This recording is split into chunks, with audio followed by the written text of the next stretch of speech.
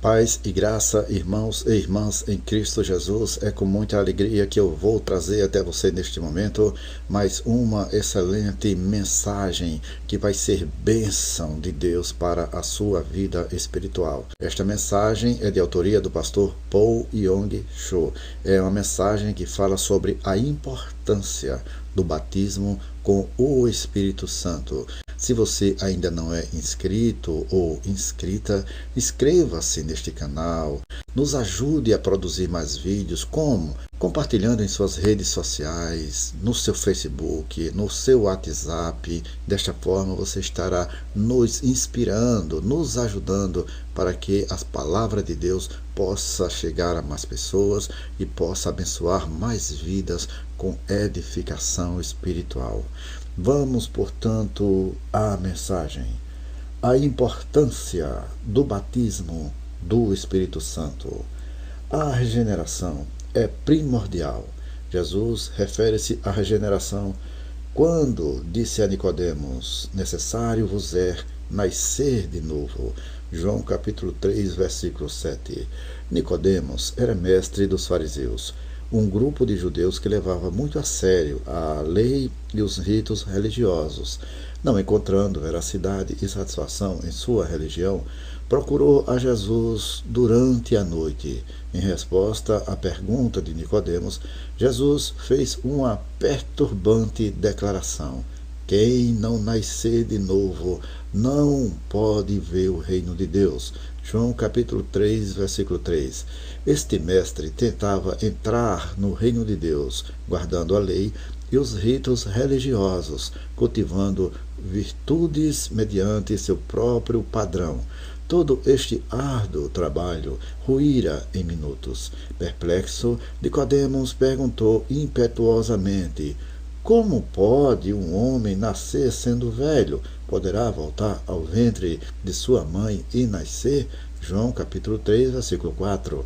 Jesus respondeu esta questão explicando de modo claro a lei do renascimento. Ele disse: em verdade te digo que aquele que não nascer da água e do Espírito não pode entrar no reino de Deus. O que é nascido da carne é carne, o que é nascido do Espírito é Espírito. Não te maravilhas de eu te dizer: necessário vos é nascer de novo?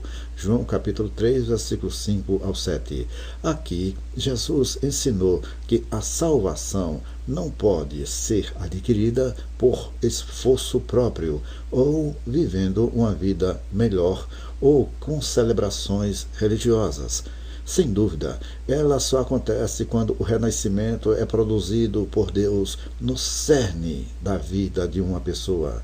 Deve acontecer algo inédito. Pensemos desta maneira: por melhor que o macaco consiga imitar o homem, ele nunca poderá tornar-se um ser humano, porque macacos são, em essência, diferentes dos seres humanos, a nível mesmo de existência.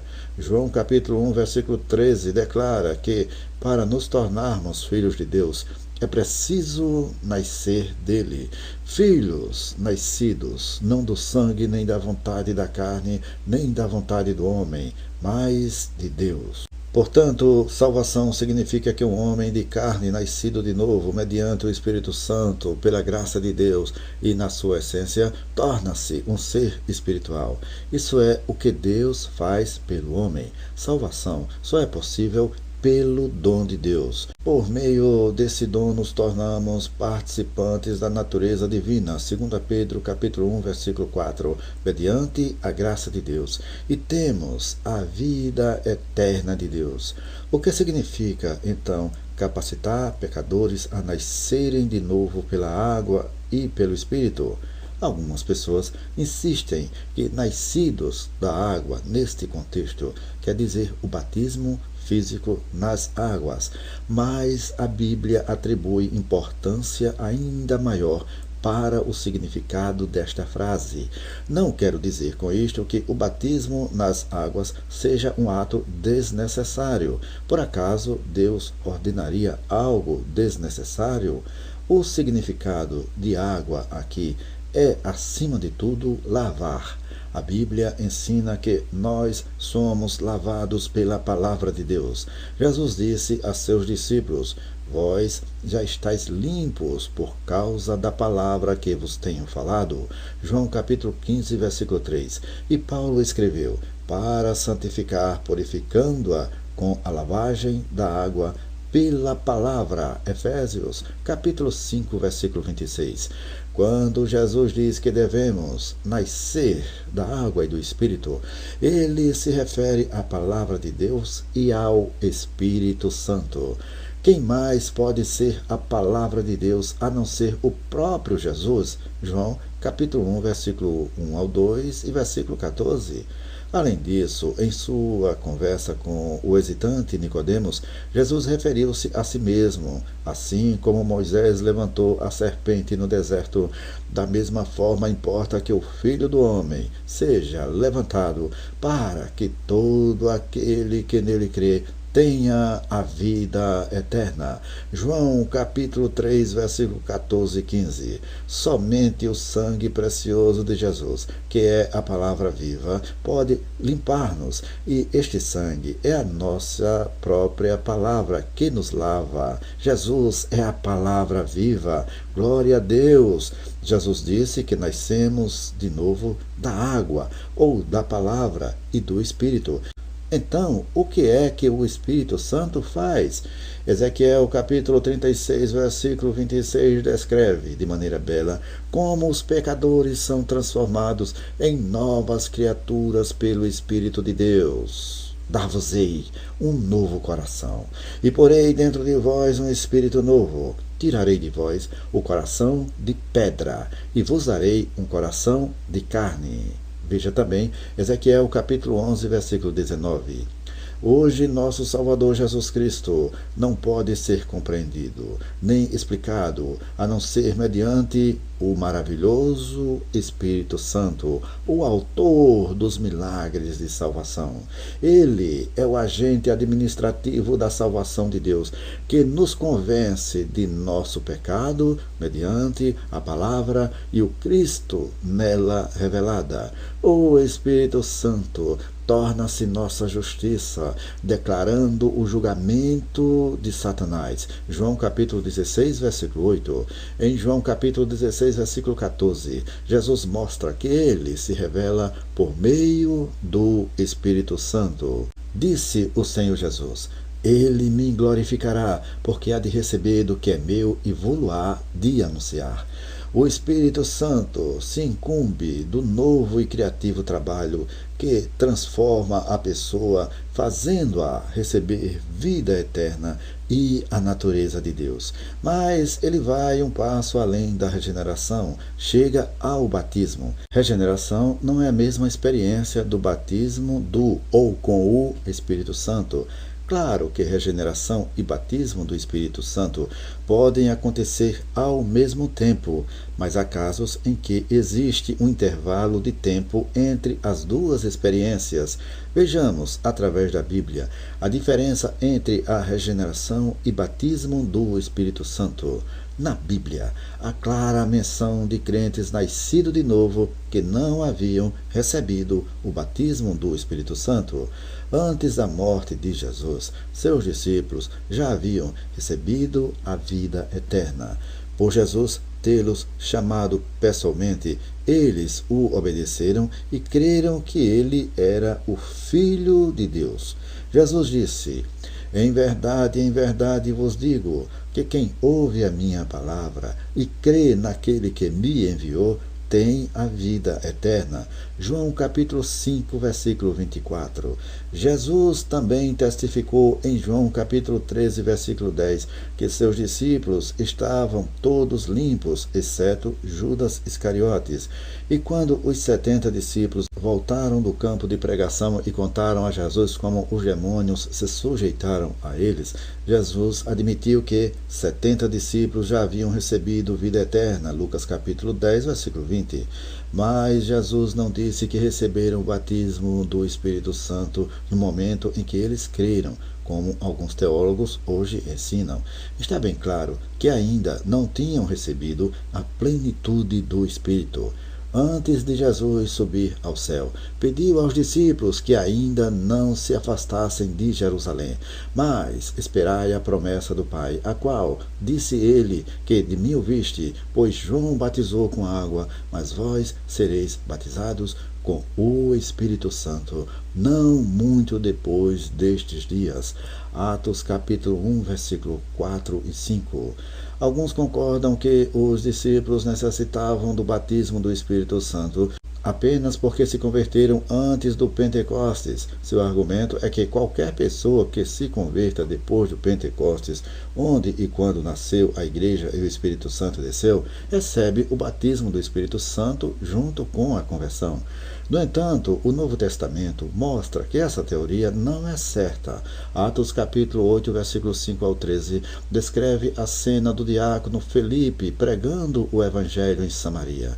As pessoas lá unanimemente prestavam atenção ao que Felipe dizia, porque ouviam e viam os sinais que ele fazia. Como resultado, os espíritos imundos saíam de muitos que os tinham, clamando em alta voz, e muitos paralíticos e coxos eram curados. Havia grande alegria naquela cidade, e o texto continua dizendo que grande número de homens e mulheres creram no Evangelho e foram batizados. Mas a passagem seguinte diz que, apesar de crerem e serem batizados, não foram ao mesmo tempo cheios do Espírito Santo. Ouvindo os apóstolos que estavam em Jerusalém, que Samaria recebera a palavra de Deus, enviaram para lá Pedro e João. Quando chegaram, oraram por eles para que recebessem o Espírito Santo, porque sobre nenhum deles tinha ainda descido, mas somente eram batizados em nome do Senhor Jesus. Então lhes impuseram as mãos e receberam o Espírito Santo. Atos capítulo 8, versículo 14 ao 17. Isso indica que crer e nascer de novo é bem diferente de receber o Espírito Santo, ou seja, receber o batismo com o Espírito Santo. Atos capítulo 9, versículo 5 ao 17, apresenta uma vívida narração da conversão de Paulo e a experiência de receber a plenitude do Espírito, fatos que não aconteceram de modo simultâneo. Portador de uma carta do sumo sacerdote para as sinagogas de Damasco, Saulo e seus companheiros foram para esta cidade a fim de perseguir e fazerem prisioneiros os crentes em Jesus. Mas quando ele e seus companheiros se aproximavam de Damasco, subitamente o cercou um resplendor de luz do céu, a qual o cegou. Tendo ouvido a voz de Jesus, Saulo caiu por terra e confessou que Jesus era o Senhor.